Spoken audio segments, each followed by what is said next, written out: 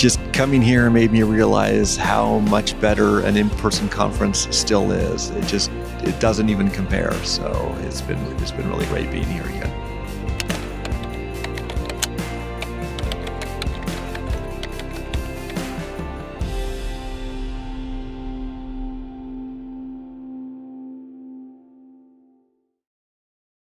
Before anything, let me tell a story from ancient Greek mythology.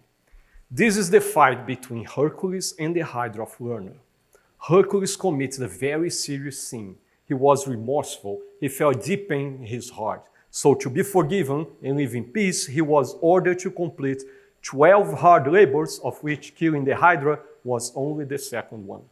The Hydra had several heads and very strong regenerative powers, so that every time Hercules chopped off one of the Hydra's head out of the wound, almost immediately one or more heads would form.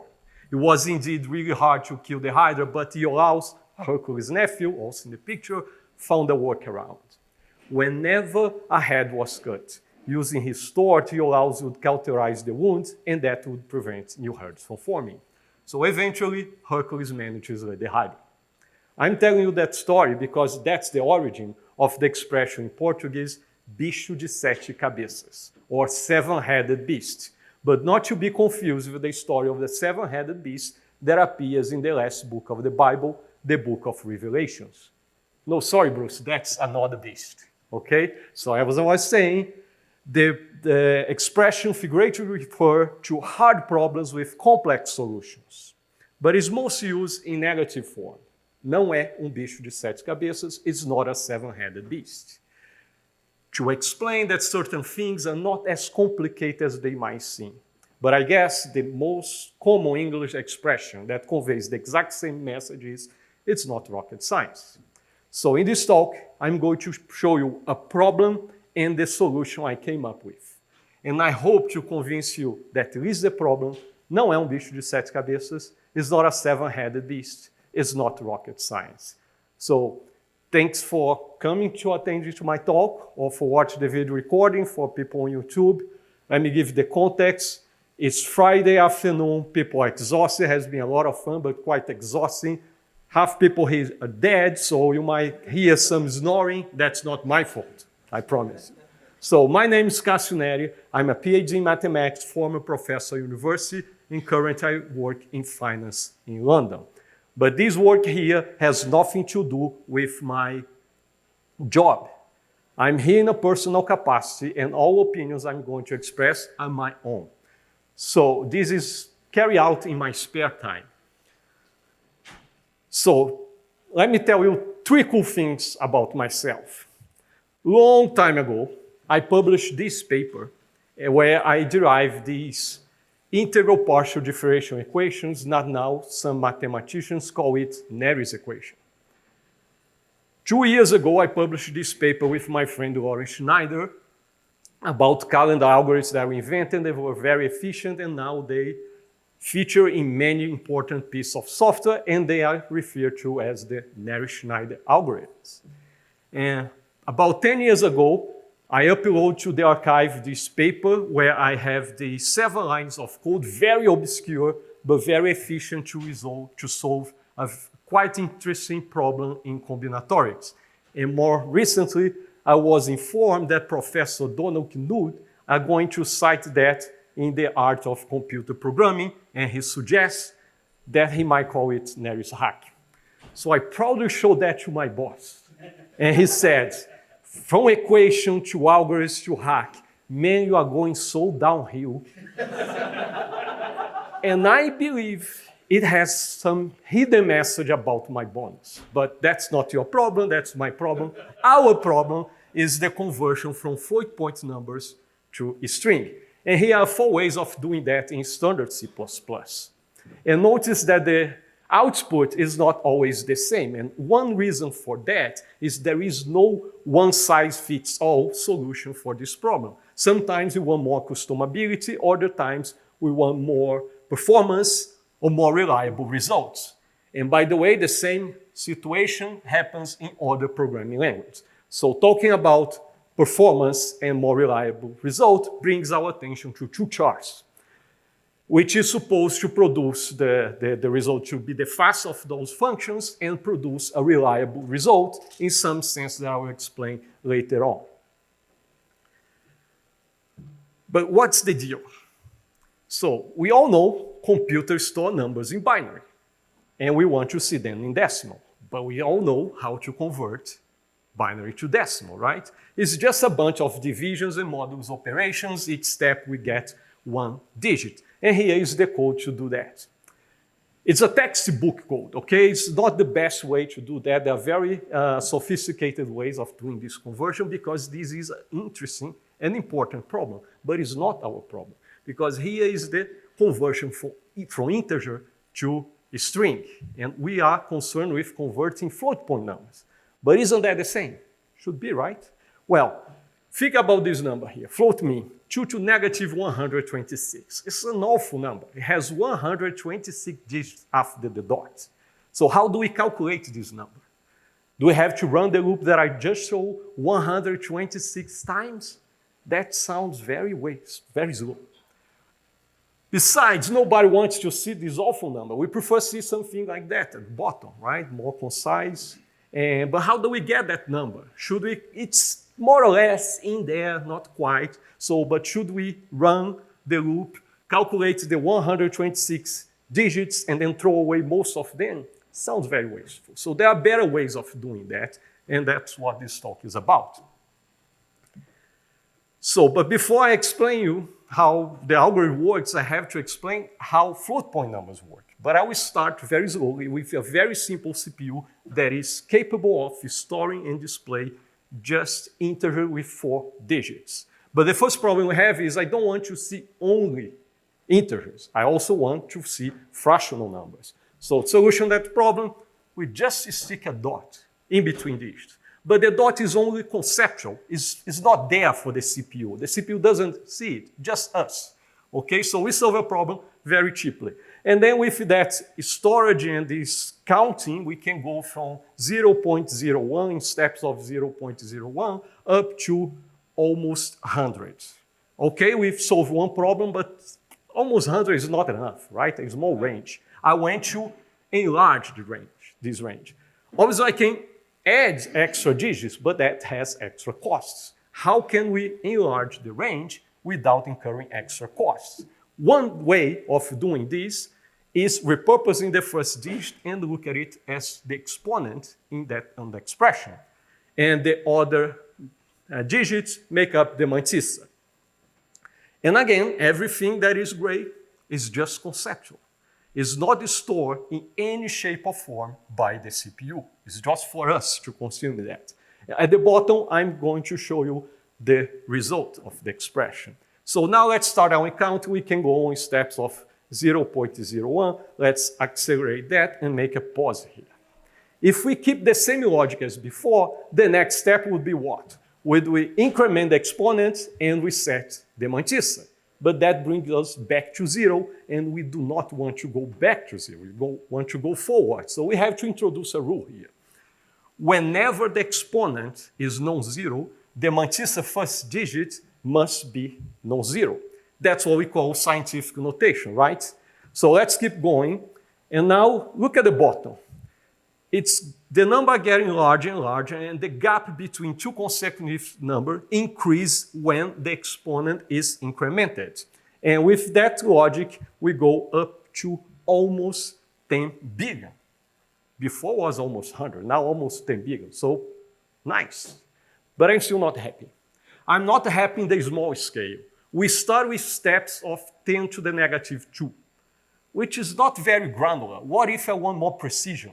So one way of doing that, again, I don't want to incur extra costs, but I'm happy to trade this large range for something smaller. So a very easy way to do that is to rescale everything by 10 to the negative 3. But this is also equivalent to biasing the exponent. And the rule still works. So again, you see, you know where this is going. Let's accelerate. Okay, we go up to almost 10 million. Not 10 billion, but 10 million is okay. And we start in steps of 10 to the negative 5. So this is basically how float point numbers work, but in decimal. Computers are binary. They most often store float point numbers in binary. So let's see how binary works. It's essentially the same thing. The only difference is the base is 2 and not 10. And here in that slide, the bias exponent, the bias, and the mantissa are not in decimal. They are bits, okay? I'm putting them in binary, so they are bits. Only the 2, the base is in decimal. But the base, again, is just conceptual, okay? So let's start our counting. Oh, at the bottom, I'm not going to show you the result of the expression. Instead, I'm going to place it on the real line. So here we see 0. And let's start our counting in binary, as you can see, and let's stop here. Remember the rule that we have for decimals. Something similar apply here, but there is a twist. So whenever the bias exponent is non-zero, the mantissa first bit must be non-zero. Not digit, a bit must be non-zero, but a bit that is not 0 is 1, right? So, and a number in that form is called normal, as opposed to subnormal or denormalized that we saw before. And normals for binary is what scientific notation is to decimals. So let's keep going forward and pay attention at the bottom. As we said, the gap between 2 consecutive numbers increase over time, and every time it increases, I denote that with a dashed line. So that categorizes the float point numbers in 2 sets, the centered values and the uncentered values. I call centered values those that are halfway between the 2 neighbors. And the uncentered values don't have these properties. They are closer to the one to the left than to the one to the right. Okay? But basically, that's it. That's how float point numbers are stored in memory and in CPU. That's the overall idea. I'm sparing details about infinities, about nuns, but the overall thing is that. So the different types of floats, they mostly differ in the number of bits reserved for the mantissa, for the exponent, and also for the value of the bias. So that's where the IEEE 754 standard comes in, and it defines a set of binary formats. Also, there are others, decimals, that we are not concerning this talk. And what it does is it specifies the number of bits of exponents, of mantissa, and the value of the bias. So let's pick one of them, the binary 32, and dig deeper, see how it works. So it's called binary 32 because it has 32 bits. So we have here a pattern of 32 bits, and the standard says that the mantissa should be stored in 23 bits, the bias exponent in 8 bits, and there is 1 extra bit for the sign. I didn't mention before, but obviously we want to work with positive and negative numbers, so we need these extra bits. So let's try to decode this number and this bit pattern and see what numbers it represents. So starting from the sign, the rule is very simple. If it is a 0, then it's a plus. So we have a positive number. Now going to the exponent. So the bias exponent is obviously non-zero, which means this is a normal number. If it's a normal number, the IEEE standard says that the bias should be 127, or in binary 0 followed by 7 ones. So if from the bias exponent we extract the bias, we get the exponent. So the number at the bottom is the exponent, so let's put its place. So our numbers start taking shape. Again, the bias exponent is non-zero, so this is a normal number, and a normal number has the mantissa first bit must be 1, so it's there. And the remaining bits are those stored in memory or in the register. So this is it, this is our number. I agree, it's not yet easy to understand this number because we have binary representation there. So let's decimalize, now it gets a bit clearer. But don't do that calculation again yet, we'll get there. One thing that bothers me here is that the mantissa is not an integer number. And for the sake of the performance of the algorithms that we are going to see, it's better if the mantissa is an integer number. So I'm going to show you how we can turn this mantissa into an integer number. So I'm going to multiply the mantissa by 2, but to keep the number the same, I have to decrease the exponent. So I do this, and this, and this. pause here, you see the number is 2 to 0, which is 1 times 10.75. So this bit pattern represents the number 10.75, which is still not an integer number. The mantissa is still not an integer number. I keep going, and now I have an integer mantissa, 43.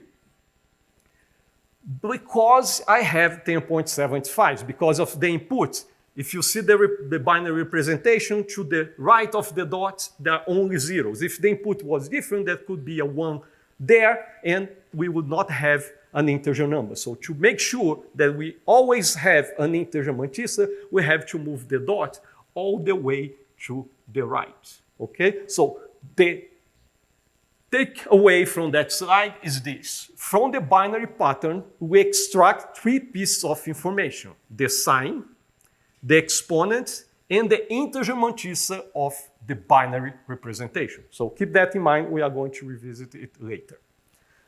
So now a quiz.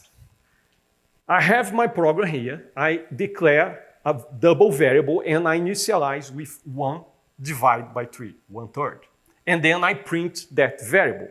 So I have 5 options here for you to what you think is going to appear on the screen. The difference between B and C is the last digit is 1 is 3, the other 4, so I'm highlighting the difference. So show of hands, those who think that is the output will be A. Nobody. I gave away the answer. Okay, let's go. So it's B is the answer. Who thought what would be B? Who thought would be C? Yeah, few people. D, the 2 words, 1/3. Nobody. Something else. Yeah, 2 people. Okay, the answer is 3. And I hope you didn't cheat, because I want to tell everybody on YouTube that the most of people thought was B, the right answer. Same quiz, but using a float. I initialize 1/3, a float variable x with 1/3, and then I try to print. Same options, just B and C now have fewer digits because float has less precision. So A, nobody. B, not many. C, a lot of people. D, E, something. Guys, you are good.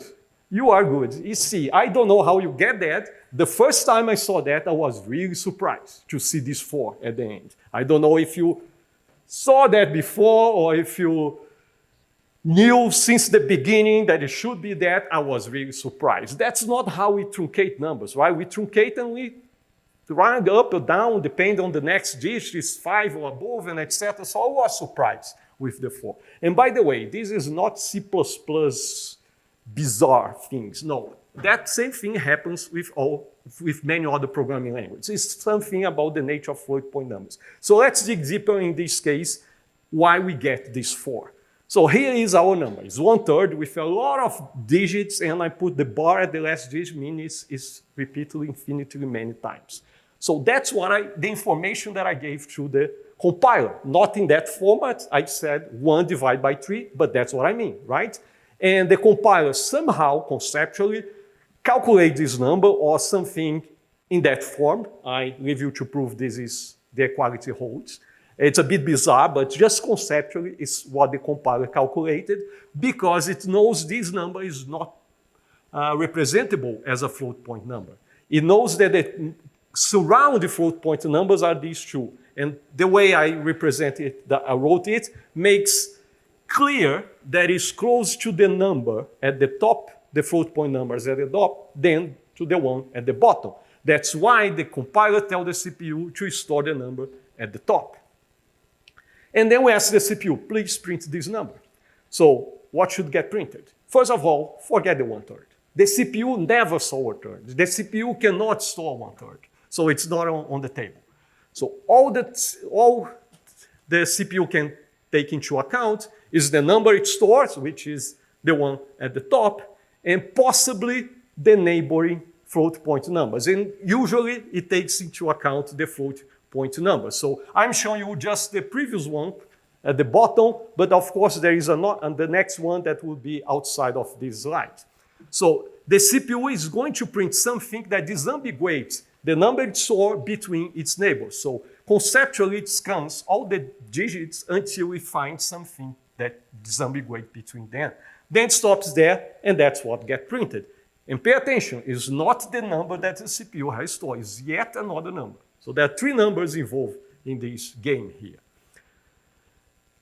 Okay, now I have to tell you about the dragons. I mentioned dragons in the title of my talk, so you might be asking what the heck it has to do with dragons. So that is the Dragon's Den. What I call Dragon's Den is the list of algorithms that convert float point numbers to integer. The first one, published in 1999 by Steele and White, made 2 very important contributions. The first one, which for me is the most important one, they come up with a precise specification of the problem, what should get printed precisely. And the second contribution, they create an algorithm to solve this problem. And they call this algorithm, for some bizarre reasons, the Dragon. And since then, many academics, programmers, computer science students have tried to improve, especially regarding performance, try to improve the Dragon. And most of them, they kept the tradition to give Dragon-related names to these algorithms. So here are some computer systems that use some of these algorithms. As you can see, Grisou is very popular amongst browsers. Enreal is very popular for a C++ program. You might not know that, but Enreal is behind the implementation of 2 charts of the 3 main implementations of the standard template library. And you see another Dragon there, but that's another story. You know that. Okay? So DragonBox is the last in this game. It is the fastest until that point. There is a new Dragon in the game that I'm going to introduce you. But my point of trying to find an algorithm to solve the problem was not, I was not aiming for better performance. I was aiming for simplicity. I invite you to read this paper and see if you can understand them. I didn't spend too much energy, but from the beginning I said, no, it's too complicated. It cannot be that complicated. I could not understand everything. Maybe if I sit hours and hours, I will understand, but I was not keen on that. I said, I'm going to expend that energy trying to invent a new one. So we'll get there. But before, I have to explain what is the Dragon's problem.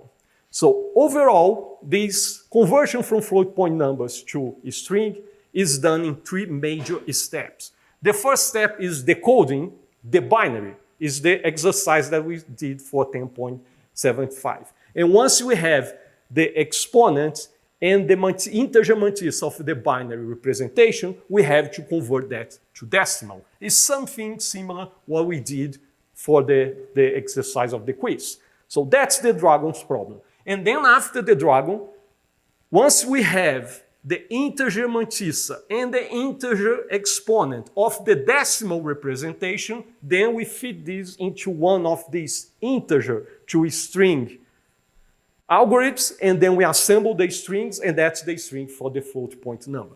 But to be specific here, the Dragon's problem is just the middle step. All those papers, they spend pages and pages explaining the middle step. They do mention the first and the second, but they don't pay too much attention. It's not the point. The point is the Dragon's problem is the middle step, and let's take a step back and see how it works. So give more precision. So our input is a number of the form m times 2 to the e. It's a number in binary format. And we have to find a number in decimal format, n times 10 to the f, that is an approximation of the binary number. But it must observe a few points in decreasing order of importance. The most important thing is there should be no information loss. And then we look for the representation that is as short as possible, then as close as possible to the input, and then we might also apply some tie-break rules. Let's dig deeper into each of these points. So first, the most important, no information loss. So let's revisit the example of the quiz. So at some point, the CPU stores that number. and we ask the code to print that on the screen, and the Dragon running behind the scenes decides that that string or a string that represents that number should get printed. Now suppose that string feeds into a parser.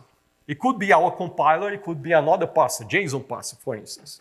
So it's going to read the string, and it's going to, at least conceptually, calculate the number that string represents, and then tell the CPU to store a number.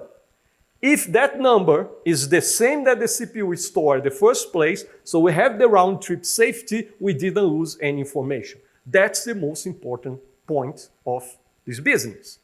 So, of course, for that to work, there must be an agreement between the Dragon and between the parser. And that agreement, for instance, is mandated by the standard between toChar and fromChar. The string produced by toChar, at least in the default format, can be parsed by fromChar, and you have the round trip safety. So let's see how this agreement works. So let's see what the parser does, which is simpler to then understand what the Dragon must do to fulfill the contract, the agreement. So here are three consecutive float point numbers. The number in the middle is the one that the parser should produce, but it's only going to produce this number if the input is closer to this number than to the other two. So it's easy to see that any number inside this interval, the parser will tell the CPU to store the number in the middle. So for the Dragon to guarantee the no information loss, it has to produce an output that is inside this interval. That's why I call the permissible interval. Occasionally, the Dragon might produce a number that is halfway between two float point numbers, which creates an ambiguity for the parser. In that case, there are some tie-break rules that should be observed, and most common one in practice that is used is round to even. So the parser will favor even mantissa. So that's no information loss. Moving on as short as possible. So on the left, I'm showing a possible input for the Dragon, so a float point number. And at the output, at the right, two possible outputs. So which one of these two possible outputs is shorter? None of them. Both have 6 chars. But the thing is, the rule is only the mantissa matters. One has just 1 digit, is shorter than 10, which has 2. So that's what the Dragon produces. There is another lesson from that slide is, if the number is the same, if the number are the same, so the larger the exponent, the shorter is the mantissa. So keep that in the back of your mind. We are going to use this rule later on. Another example as short as possible. From what I said, you will guess that the Dragon should produce the number at the bottom for the possible input shown on the left. But hold on for a minute. What about this possibility here? It's even shorter than 1 times 10 to the negative 1. But remember, the Dragon only tries to find a representation of the form n times 10 to the f. And the Dragon is not the final step. When the Dragon finishes its business, then there is the extra steps. At that moment, given the output from the Dragon, the other steps might decide to fall back to fixed precision if that is shorter. But in summary, this is not the Dragon's business. So you were right, this one is the output produced by the Dragon. And one more example as short as possible. Again, on the left, a possible inputs, on the right, 3 possible outputs. The one in the middle is closer to the input. It's the closest to the input. So, but here, all the mantissas have exactly 8 digits. So none is shorter than others. So what the Dragon should produce? The one in the middle, which is the closest to input? Maybe not. Look at the one at the bottom. The mantissa is multiple of 10, 100, 1,000, so on and so forth. So if the mantissa is multiple of 10, I can divide the mantissa by 10 and increase the exponent. So I make the mantissa shorter and I still have the same number. And actually can repeat that 7 times and get this number here. So now the question is, what does the Dragon produce? So the question boils down to what do we wish to see on the screen? Do you want to see the closest one, which is 0.3 followed by 7 zeros and 1? It sounds very noisy, right? This one there, it's noisy. It's not giving much information for us. Or do we prefer to look at the shortest, which is just 0.3? So it's for our convenience that the Dragon tries its best to produce the shortest possible representation, provided that there is no information loss. Okay? So that's basically the specification of the problem. So this is the output produced by the Dragon. So the lesson from this slide is, if one of the mantisses inside the permissible interval is a multiple of 10, we can do better. We can trim zeros. So now I'm going to take you to a trip to the South American forest, because that's where my Dragon comes from. So let me introduce you to the Guarani people.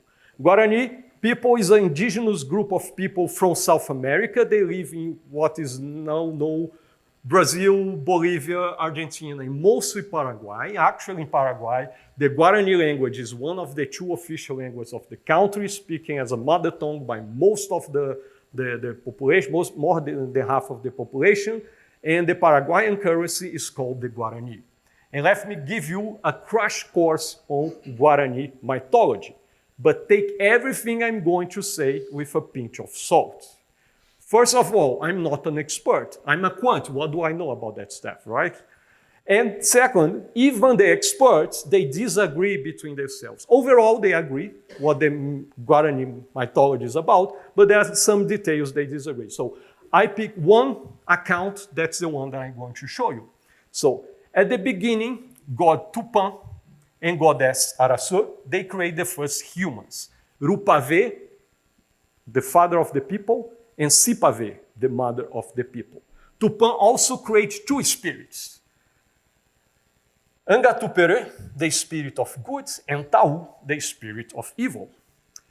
Rupavê and Sipavê had several children, including Marangatu, who was a beloved leader of his people. Marangatu also had several children, including a beautiful Queraná. Queraná, in Guarani, means sleeping beauty. But there is no Disney involved here.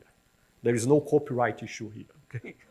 Then Taú fell in love with Queraná, and then he disguised himself as a handsome young man to try to capture Queraná. Angatupere tried to prevent that from happening. They have a fight. Unfortunately, Taú won the fight, and he managed to capture Queraná. But then goddess Araçu was really, really upset, and she placed a curse on Taú's 7 sons. They were all born as terrifying beasts. The eldest one is Teju-Jaguar. Teju-Jaguar is the first legendary monster. He's the lord of the caves, the protector of treasures. And despite his terrifying appearance, he's docile. He makes no harm. He eats fruits and honey, so he is vegetarian but not vegan. And as I said, he's the protector of treasures, including the algorithm he taught me. So my algorithm is named after Teju-Jaguar. So let's finally see how the algorithm works. So again, our input is a number of the form m times 2 to the e, and we need to find an approximation of the form n times 2 to the f, and we are going to start with the search for f. Here is the real line, our number, our input on the real line. Here are the 2 neighboring float point numbers, and as you see, our number is halfway between them, which means our number is a centered value. For uncentered value, there are some details that are not the same, but let's focus on centered values to keep it simple. Here is the permissible interval and its extremes, and it's easy to see that the length of this interval is 2 to the e. This slide is getting too complicated. Let's simplify. All we need to know now is that we are looking for f, but that f must be such that a number of the form n times 10 to the f must exist inside this interval that has length 2 to the e. If we fail, if we pick an f that doesn't have this property, so what's going to happen? There will be one number of that form that is before the permissible interval, another one that will be just after the permissible interval. The difference between them will be 10 to the f, which will be bigger than 2 to the e. So in summary, if we fail, then 10 to the f is bigger than 2 to the e. To ensure that we succeed, we must enforce the opposite inequality. So f must satisfy the opposite inequality. And remember that what we saw before, the larger the f, the shorter the mantissa. So we have an incentive to pick f as large as possible. So f must be the largest number that verifies this property. And since it's the larger integer that verifies that property, it means that f plus 1 does not satisfy this inequality, it satisfies the opposite inequality. So we have these two inequalities here. We can take logs, which means that e times log 2 is between these two integer numbers, so f is the integer part of this thing. So that's the definition of f. That's how we get f, more or less. We'll see more later. Now carry on, we need to find n. So here again, the permissible interval and its extremes. And still, I don't want to work with non-integer numbers. And here the mantissa, we see these halves, they bother me. So, but we already know how to turn the mantissa into an integer. We just multiply by 2 and decrement the exponent to stay with the same numbers. And we are looking for a number of the form n times 10 to the f, which I'm now denoting by star points. By our choice of f, there will be at least one that falls inside the permissible interval. There'll be more, but at least one will be there. And some before, some after. And I want you to pay attention to 3 star points. The first one is 8 times 10 to the f, but for short, I will say just a, but I mean 8 times 10 to the f. So a must be before or on the left extreme of the permissible interval. And similarly, b must be the last before on the right extreme of the interval, and the same for c, but using our inputs. So let's see how we calculate that. So as I said, f must be before or on the permissible, the left extreme of the permissible interval, so we must verify that equality on the left. A plus 1 must not verify that equality, must verify the opposite inequality. So we have these two inequalities here. We can divide by f, and similar to f, we have that a is the integer part of this number. Same thing for b, but instead of using the left extreme of the interval, we use the right extreme. And same thing for c, by using the number, our input, the number in the middle. So those are the definitions of ABC. We need one more number. Bear with me. Remember that if there is a number of the form s 10 times to the f, where the mantissa is a multiple of 10, that is inside the permissible interval, so all those points inside the permissible interval, I'm denoted with big star upside down. So we have to ask ourselves if any of these numbers have a mantissa that is multiple of 10. Because if there is one, we know how to do better. We just trim zeros, and that makes the output shorter. So there might be one, there might not be one. So the best shot we have is the largest number that is multiple of 10, but it still is smaller than or equal to b. Otherwise, it won't be inside the permissible interval. So that's our best candidate, our best shot. Maybe it doesn't work. So, but with all those numbers now, we can simply, in almost plain English, explain what Teju Jaguar does. It returns the shortest if it can, or the closest if it must. And the shorter is s times 10 to the f after it trims the zeros, the trailing zeros, and the closest is either c times 10 to the f or c plus 1 times 10 to the f. So if you remember that, the algorithm almost writes itself. So let's see how. Again, permissible interval A, B, C, also showing C plus 1. And we have to keep an eye on the number S times 10 to the F. If that number falls inside the permissible interval, that's the output we want after trailing 0. So that's why I'm denoting this point as an S. But to detect if this number falls inside the permissible interval, we need to compare that with A and B. So first case, if S is bigger than A and smaller than B, definitely it falls inside the permissible interval. So we can return this number, and if we can, we do return this number. If S is not smaller than B, but by definition S is smaller than or equal to B, then if it's not smaller, it has to be equal to B. Usually, B is inside the permissible interval, but maybe B might be exactly halfway between our number and the next float point number. So B is a tie between these two. But if B is not a tie, then it's definitely inside the permissible interval. So is S, so then we can return S, and if we can, we do return S. If B is not a tie, means that B is halfway between our number and the next float point number, then we have a tie. We have to run the tie break rule. And if our number, which has matrix M, wins against the next float point number, which has matrix M plus 1, then if our number wins, so that's the output for that input that we have. So if none of the three previous conditions hold, so we don't have a chance, we have to return the closest, which is either C times 10 to the F or C plus 1. I'm sparing details. Of course, the Jaguar needs to do more work to decide to detect which one is closer. But all the work is also similar to what I'm showing you. Now, all that under the assumption that A is smaller than S. What if S is equal to A? If S is equal to A, usually A is outside the permissible interval, so usually we cannot return this S. But there is still a chance. Maybe A is a tie. And if A is a tie with the previous float point numbers, we have to run the tie break rule. If our number wins the tie break, we can return S. If we can, we do return S. If that doesn't hold, so no chance, we have to return the closest. That's it. That's the Jaguar in one slide. Okay, we have the calculation before, but that's the gist of the Jaguar. But as the saying goes, at least in my version, the dragon is in the details. Okay? So first, let's see F. I gave you the definition of F and how we got F. But in practice, see the expression. E times log 2. Log 2 is this awful irrational number, and I cannot repeat enough. We don't want to work with non-integer numbers.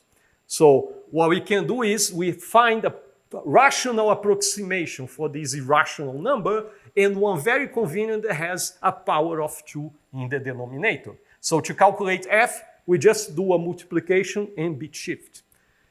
This is an approximation. It doesn't work for all e's, but it works for e's in that huge interval which covers more than we need to cover all the IEEE format. So it's, in practice, it's very, very good. Other algorithms use something very similar. But if you watch my talk, not in CPP.com, but C++ Now and C++ on C from last year about the calendar algorithms, I have introduced with my friend Lawrence Schneider, we have introduced this affine function, Euclidean affine functions, and we have studied properties of these functions. So if you saw or read the paper, we recognize that the expression we have inside the floor function is an Euclidean affine function. So although all the algorithms come to the same conclusion that F can be calculated that way, they don't use the properties of Euclidean affine functions that me and Lawrence found that helps a lot with the performance of this algorithm.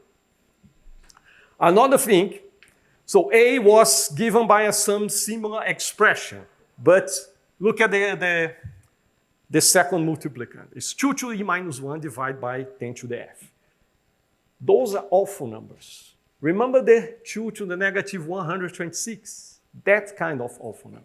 So it's very expensive to deal with this number. It's very expensive to divide by 10 to the F, but we do something we did for F. We try to find a rational approximation of this form. Some numerator that depends on the exponent, divide by 2 to some power.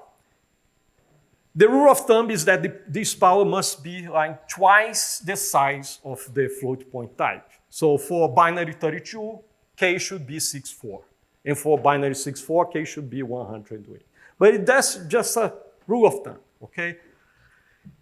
But the problem is, to calculate this number, n of e, this numerator, we have to deal with 2 to e minus 1, 10 to the minus f, with awful numbers. But good news is we just need to do that for each particular exponent, not for each particular float point number. So, and the set of exponents is not that big. So we can run that once, pre-calculate all those numbers, put in a lookup table indexed by e, or actually we can index by f, which is better. And then at runtime, Teju Jaguar just look into that table. Similarly, other algorithms have lookup tables more or less the same size. Teju Jaguar is not better, not worse than others in that respective. And then we saw that we need to check if there are ties. And it boils down mathematically to divisibility check by 5 to the f. And for that, Teju Jaguar used the M-inverse algorithm. The other algorithms don't use that. And I don't have time to explain the M-inverse. It's a beautiful algorithm. It's not mine. It's somebody else. It's a beautiful algorithm. You can look that up. You might find an article that I wrote in 2019 for Overload magazine. And I was really pleased that it was elected the best article for Overload that year. There is an optimization for C. The expression for C is similar to the expression for A, but it's also, it's cheap, but not that cheap. There is something else that sometimes we can do for C. There is an optimization for integers. I'll go back there. And there is 1 bit twiddling here and there. So that's it. Those are the details. So I'm saying that Teju Jaguar is faster. I hope I have convinced you that it's simple. Simpler you know if you know the others, but I promise you it's simpler than the others. Now let me try to convince you that's faster. Let me show you some benchmarks. What I'm doing here is I took a huge population of centered doubles, and for each of these doubles I give to Teju Jaguar, DragonBox, and Real, and I plotted the histogram of the time taken by each of these algorithms. So the more to the left, the faster is the calculation. And then you can see Teju Jaguar is much to the left, followed by DragonBox, and Real is much to the right. It's not really a competitor here. So here is another table that tells among that population, what's the proportion of times that Teju Jaguar was faster than DragonBox. So Teju Jaguar is faster 99.5% of the time, but there is 0.5% of the time that DragonBox is faster than Teju Jaguar. I have some ideas. Maybe I could improve, but I'm not keen at that point in time. I might change my mind in the future, but as I said, my point, my goal was, and it still is, simplicity. I'm not keen on trading simplicity to beat this 0.5% that I'm missing. Okay, against Real beats 100% of the time. Here are some statistics. Pay attention to the last column, which shows the relative respect to Teju, relative average time to calculate to get the result. So it means that DragonBox is in average 27% slower, and Real is almost twice slower than Teju Jaguar. Now, uncentered values. Again, Real is very much to the right, not really a competitor. DragonBox and Teju Jaguar, their histogram is very intertwined. Let's see the table. Yes. Bad news, bad news. So almost 62% of the time, DragonBox beats Teju Jaguar. But I don't care. I don't care. As again, my point is simplicity. And you know what? The proportional of uncentered values among all the doubles is this number here. 10 to the negative 14%. So will I trade simplicity to beat this very rare case? Not at this point in time. I might change my mind, I don't know. But now, no, I don't. So I don't care. And Real is not really a competitor. And by the way, in those cases that Teju Jaguar is slower than DragonBox, is about just 1% slower. So I don't care about this. Except that there is one sub-case among the uncentered values that are very important to me, or to us, are the integers. Many integers are uncentered. So it's really good to have better performance for those. But as I told you, there is some optimizations for integers. And funnily enough, here you see DragonBox is not the competitor anymore. It's between Teju Jaguar and Real. What happens is, it's possible at the very beginning to cheaply detect if the number is an integer, and if it's an integer, it's very cheap to calculate the output. But that we do at the beginning. You don't need to run Teju Jaguar, you don't need to run Real, you don't need to run DragonBox. I thought I have invented this trick, but no, I saw it. This was also in Real's code. It was not in the paper, but it was in the code. Dion, who invented DragonBox, he didn't realize that, but tomorrow or this afternoon, he might go there and then he will bring DragonBox to this same region of this chart. And again, here are the tables, and okay, but here again, Teju against Real, Teju wins 100% of the time, but that's lucky, okay? We do some between, both conceptually the same thing, but we are doing different ways. Maybe if you change compiler, maybe you change platform, it will be the other way around. So I don't brag about this table here, Teju beating Real. But both are very fast and very much to the left of the chart. So to conclude,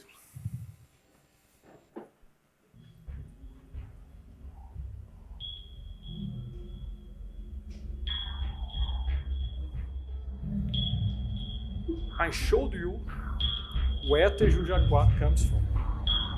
I showed you Teju Jaguar, the algorithm, but I haven't shown you Teju Jaguar, the beast. So, ladies and gentlemen, it's my pleasure to introduce you. Wait. I have something else to say. It's a matter of fact, I'm sure it's a matter of fact that one day I'll be a billionaire. And I'm going to buy an American football team. And Teju Jaguar will be the mascot of this team. And I have the mascot, I have the name, is the Algorithmics, and I have the coach. So please let me invite my friend, my coach, George Higgins, to the stage. George Higgins, everybody. And here is Teju Jaguar. But it's not rocket science. It is a seven-headed beast, though. Thank you, man. Thank you very much. So this is it. Here is Teju Jaguar, more in detail. And I want to express my gratitude to Jody and all those people, especially my wife, Cristina Costa, for her continued support. And I'm happy to answer your questions. Thank you.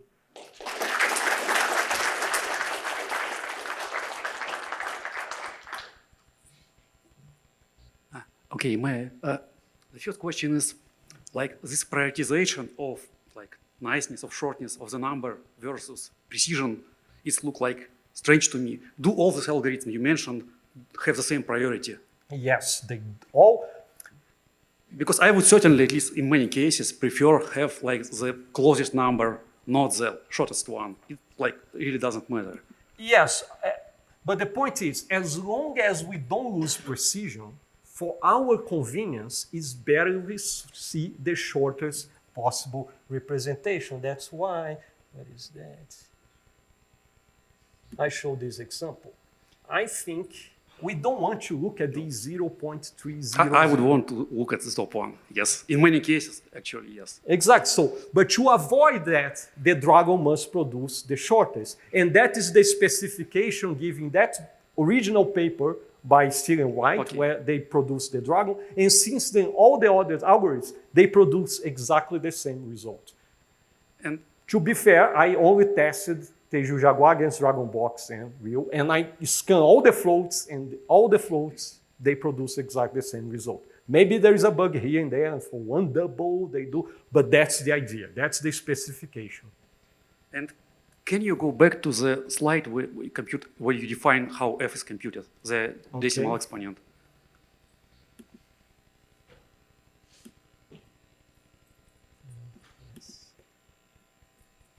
No, purely like we want to be in the interval, yeah, even a little bit Yeah. So yes, when you choose f like this, it's guaranteed that you are within the interval. But it doesn't. But the reverse like is not true. I mean, like if you have bigger f, it doesn't guarantee that you out of the interval. Actually, Exactly.